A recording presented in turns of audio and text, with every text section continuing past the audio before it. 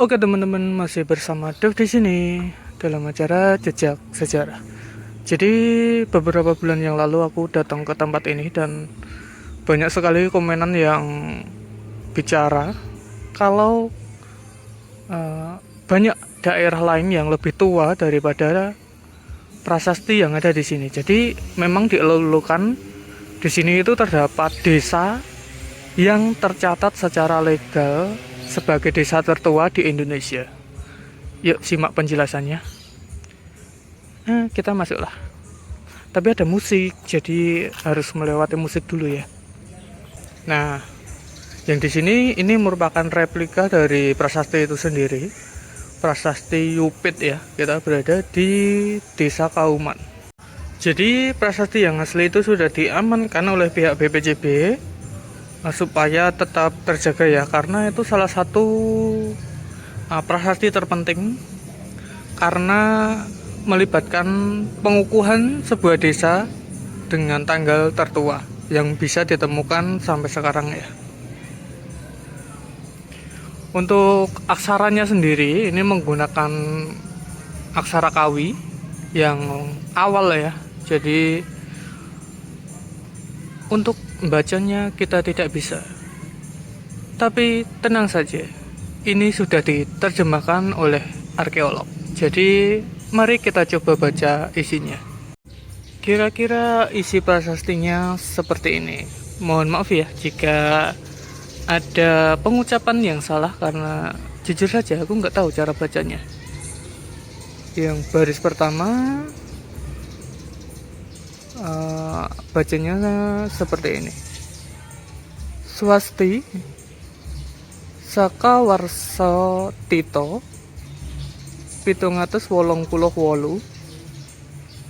Kartoko Poncodasi Karsana Paksa Wurukun Kaliuan Soma Tatkala Rake Halaran Manusuk Simo Iyupit. Ini merupakan terjemahan dari tanggal, pasaran, dan juga siapa yang meresmikan desa ini menjadi desa Sima ya. Desa Sima itu desa bebas pajak.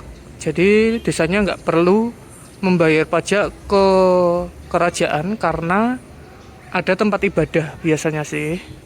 Jadi lahannya itu tidak perlu dipungut pajak karena harus memelihara tempat ibadah. Seharusnya di sekitar sini terdapat sebuah candi yang membuat desa ini menjadi desa Sima.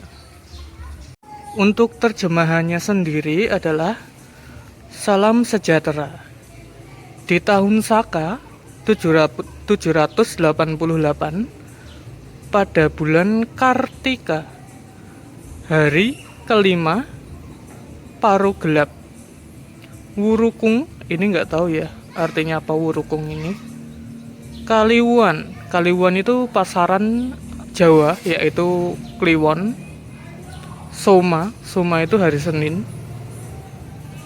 Ketika Rake Halaran meresmikan Sima di Yupit. Nah, untuk penjelasan dari artinya tadi ya, itu dijelaskan tahun, bulan, dan juga hari kelima paruh gelap. Nah, hari kelima paruh gelap ini kemungkinan ya jam 5 sore paruh gelap. Jadi setengah gelap gitu. Ada kemungkinan itu jam 5 sore di hari Senin. Itu bulannya yang bulan Kartika. Ada pasarannya Kliwon dan tahunnya 788 Saka. Diresmikan oleh Rake Halaran di Yupit. Untuk tahun ketika dimasehikan itu merujuk kepada Raja Rakai Kayuwangi ya, untuk yang menjabat di tahun itu. Jadi kemungkinan yang meresmikan ini merupakan Raja Rakai Kayuwangi. Nah, dari catatan tersebut banyak arkeolog yang uh, berkeyakinan atau ada yang memperkirakan waktu tersebut adalah 11 November 866 Masehi. Di hari tersebut juga dijadikanlah sebagai hari jadi Desa Ngupit. Jadi Yupit ini sebenarnya masih digunakan sebagai nama dukuh ya, walaupun untuk area dari awal desa ini didirikan itu sudah pecah menjadi dua, yaitu Kahuman dengan Ngawen. Jadi walaupun pecah tapi namanya ini masih digunakan sampai sekarang sebagai nama dukuh dan agak sedikit bergeser penamaannya dari Yupit ke Ngupit. Nah Mas, kan itu tahunnya masih sangat muda sekali ya. Itu ada daerah-daerah yang lebih tua lagi. Ada daerah ya dengan penemuan batu-batuan megalitik, ada fosil-fosil megalitik. Itu terus kenapa desa itu dijadikan desa tertua di Indonesia? Nah, desa tertua ini maksudnya adalah yang tercatat secara legal. Jadi nggak serta-merta langsung dicap sebagai desa tertua ya. Jadi karena ada prasasti inilah desa ini dianggap legal dan diakui oleh kerajaan. Itu sama halnya dengan ini merupakan dokumen kenegaraan gitu. Kalau di zaman sekarang bisa dibilang ini merupakan akte kelahiran ya. Karena sudah tertulis jelas hari, jam, bulan, dan tahunnya, dan ada yang meresmikannya juga, jadi kemungkinan nggak harus lah ya dipertanyakan lagi kapan desa itu didirikan. Semuanya sudah jelas tertulis di prasasti ini. Jadi secara tidak langsung ya inilah akte kelahirannya. Dokumen sebagai tanda legalnya sebuah desa. Ini bisa saja tergeserkan kalau bisa ditemukan prasasti lain dengan angka tahun yang lebih tua lagi. Ini mungkin sifatnya sementara jika prasasti lain itu ditemukan ya. Jadi ini sifatnya nggak permanen. Kalau ada prasasti lain yang ditemukan dengan angka tahun yang lebih tua, maka ya bukan desa ini lagi yang tertua di Indonesia, yang tercatat secara legal tentunya. Yang masih membuatku penasaran sebenarnya adalah di mana candi Yupitnya. Kenapa desa ini bisa menjadi desa Sima? Masa sih desanya sampai ke Candi Merak sana? Nggak mungkin kan? Memang ya ada kemungkinan candinya ini sudah hancur atau bahkan sudah hilang gitu. Karena ada yang bilang kalau sebenarnya di sini itu terdapat sisa-sisa batuan candinya, namun ditaruh di mana aku juga nggak tahu. Jadi tahu ya alasannya kenapa desa ini bisa dijadikan desa tertua? Sebenarnya bukan yang tertua, bukan yang paling tua, karena lebih banyak lagi desa-desa atau daerah-daerah dengan bukti kalau tempat itu menjadi tempat yang tertua. Melainkan desa ini bisa menjaga akte kelahirannya sampai sekarang dan bisa ditemukan, itu sebagai salah satu bukti yang konkret sebagai dokumen yang legal diakui oleh kerajaan maupun negara.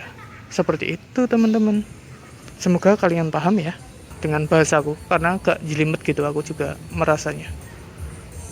Untuk kondisi batu yang ada di sini, walaupun ini replika ya, sekarang agak berlumut karena langsung terpapar sinar dan juga kehujanan dari sini ya. Jadi ya seperti ini kondisinya. Tapi tenang saja karena yang asli masih aman di museum. Oh ya, waktu aku berkunjung ke Candi Sukuh di bulan kapan itu, aku lupa. Itu aku bertemu dengan mbak-mbak yang bisa membaca huruf KW seperti ini, dan dia itu belajar dengan salah satu mahasiswa UGMS 2 yang belajar juga tentang huruf-huruf KW kayak gini. Jadi ada kelas tertentu gitu di Jawa Timur yang mempelajari huruf KW seperti ini. Aku sebenarnya tertarik sih. Semoga waktu aku berkunjung ke sana bisa sedikit belajar ya. Oke, sekian dulu untuk kunjungan kita untuk penjelasan dari desa tertua di Indonesia yang tercatat secara legal. Terima kasih sudah mau menonton. Sampai jumpa lagi di video selanjutnya. Dadah. Padahal ini sama halnya seperti waktu presiden meresmikan jembatan, jalan tol, masjid, atau yang lainnya. Tapi bisa menjadi dokumen atau salah satu bagian penting dalam pencatatan suatu negara ataupun kerajaan. Untuk sekarang di sekitar prasasti ini terdapat pemancingan ya, dan hari Minggu ramai sekali. Tuh dapat ikan. Bocil-bocil juga mancing di sini, dan di pancingan yang gratis, bukan yang berbayar ya. Seru ya, sama teman-teman mancing bareng kayak gitu. Jadi pengen mancing aku.